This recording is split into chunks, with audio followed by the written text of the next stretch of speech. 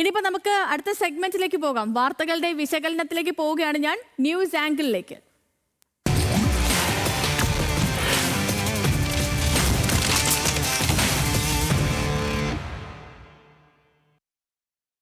ഇന്ന് news angle വിശകലനം ചെയ്യുന്ന വിഷയം നിയമസഭാ തിരഞ്ഞെടുപ്പ് പടിവാതിൽക്കൽ നിൽക്കെ ഒരു മുഴം മുന്നേ എറിയുകയാണ് കോൺഗ്രസ്.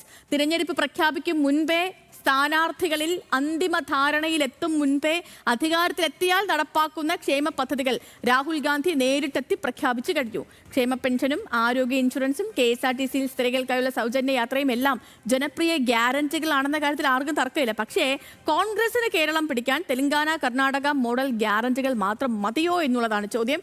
ഇക്കാര്യമാണ് ഇന്നത്തെ ന്യൂസ് ആംഗിൾ പരിശോധിക്കുന്നത്. നമ്മുടെ ബിനൽ ലീല സബു തിരുവനന്തപുരത്ത് തത്സമയം ചേരുന്നുണ്ട്. ബിനലെ, ഗുഡ് മോർണിംഗ്. രാഹുൽ ഗാന്ധി എത്തി 5 ഗ്യാരണ്ടികൾ പ്രഖ്യാപിച്ചു. ഇപ്പോൾ ഞാൻ പറഞ്ഞതുപോലെ തന്നെ റിപ്പീറ്റ് ചെയ്യുന്നില്ല, അങ്ങനെ 5 ഗ്യാരണ്ടികൾ പ്രഖ്യാപിച്ചിട്ടുണ്ട്. ഈ ഗ്യാരണ്ടികളിൽ പലതും, അത് ഒന്ന് കേരള സർക്കാർ ഓൾറെഡി നടപ്പാക്കിയ ചില പദ്ധതികളുണ്ട്. മറ്റൊന്ന് ഇപ്പം ക്ഷേമ പെൻഷൻ, അത് 3000 രൂപയാക്കി വർദ്ധിപ്പിക്കും എന്നൊരു കാര്യം. ഇപ്പം നിലവിൽ തന്നെ 2500 രൂപ പെൻഷൻ വാങ്ങുന്ന ആളുകളെ സംബന്ധിച്ചിടത്തോളം, 2000 രൂപ പെൻഷൻ വാങ്ങുന്ന ആളുകളെ സംബന്ധിച്ചിടത്തോളം ഈ എത്ര കണ്ട് ഇതിനെയൊക്കെ അക്സെപ്റ്റ് ചെയ്യും എന്നൊരു കാര്യം ചോദ്യചിഹ്നമായി നിൽക്കുന്നു. ഇപ്പോൾ നമ്മൾ മറ്റ് സംസ്ഥാനങ്ങളിൽ, ഇപ്പോൾ തെലങ്കാന കർണാടകയിലെയും കോൺഗ്രസിന്റെ ഗ്യാരണ്ടികൾ അത് എത്ര കണ്ട് അവർ നടപ്പാക്കിയെന്ന് ചോദിച്ചാൽ അതിന്റെ ശതമാനക്കണക്ക് തുച്ഛമാണ്. ഈ പറഞ്ഞ പ്രകടന പത്രികയിൽ പറഞ്ഞ കാര്യങ്ങളിൽ 600 എണ്ണത്തിൽ 590-ലധികം നടപ്പാക്കിയ ഒരു സർക്കാർ, അവർ ഈ ഭരണ തുടർച്ച ആഗ്രഹിക്കുന്നു. 10 വർഷമായിട്ട് പ്രതിപക്ഷത്തിരിക്കുന്ന ഒരു പാർട്ടി, ഒരു മുന്നണി അധികാര തുടർച്ച തേടുമ്പോൾ ഈ ഗ്യാരണ്ടികൾ മതിയോ എന്നുള്ളതാണ് ചോദ്യം.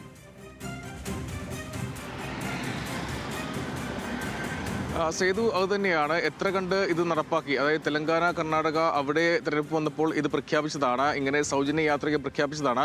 അത് എത്ര കണ്ട് നടപ്പാക്കി എന്നൊരു ചോദ്യമാണ് ഇവിടെ ഭരണപക്ഷം CPIM ചോദിക്കുന്നത്. എന്തായാലും ഇക്കാര്യത്തിൽ കോൺഗ്രസ് UDF വലിയ ആത്മവിശ്വാസത്തിലാണ്. പ്രത്യേകിച്ച് രാഹുൽ ഗാന്ധിയാണ് ഇത് പ്രഖ്യാപിച്ചത്. പ്രത്യേകിച്ച് കേരളത്തിലേക്ക് വന്ന് രാഹുൽ ഗാന്ധി പ്രഖ്യാപിക്കുമ്പോൾ കോൺഗ്രസിന്റെ ദേശീയ നേതൃത്വം ചില ഉറപ്പുകൾ നൽകുന്നു എന്ന ഒരു തരത്തിലേക്കാണ് കാര്യങ്ങൾ വിലയിരുത്തുക. അതുകൊണ്ട് ആ രീതിയിൽ അത് ഗുണകരമാകും എന്നാണ് കോൺഗ്രസ് UDF വിലയിരുത്തുന്നത്. എന്തായാലും ഇക്കാര്യത്തിൽ വലിയ ഒരു ആത്മവിശ്വാസം കോൺഗ്രസിനുണ്ട്. പ്രത്യേകിച്ച് ഒരു ദേശീയ നേതാവ് വന്ന് 5 ഇന ഗ്യാരണ്ടി പ്രഖ്യാപിക്കുകയാണ്. അതിൽ ജനകീയ വിഷയങ്ങളുണ്ട്. പ്രത്യേകിച്ച് ഈ ക്ഷേമ പെൻഷൻ 18 മാസം മുടങ്ങിക്കിടന്നു എന്നുള്ളതാണ് CPIMന്റെ LDFന്റെ വലിയ ഒരു പ്രചാരണം. LDF കാലത്ത് അതിനെ കവച്ചു വെച്ച് അതിനപ്പുറത്തേക്ക് ഒരു 3000 രൂപയാക്കി ഇത് നൽകുന്നു.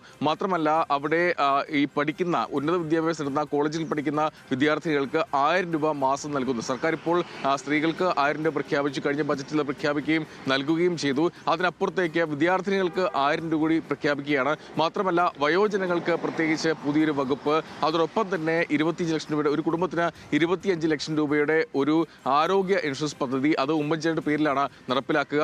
അങ്ങനെ ജനകീയ പ്രഖ്യാപനങ്ങളിലൂടെ അടുത്ത തവണ ഭരണം പിടിക്കാം എന്നുള്ളത് തന്നെയാണ് കോൺഗ്രസിന്റെ UDFന്റെ ഒരു വിലയിരുത്തൽ.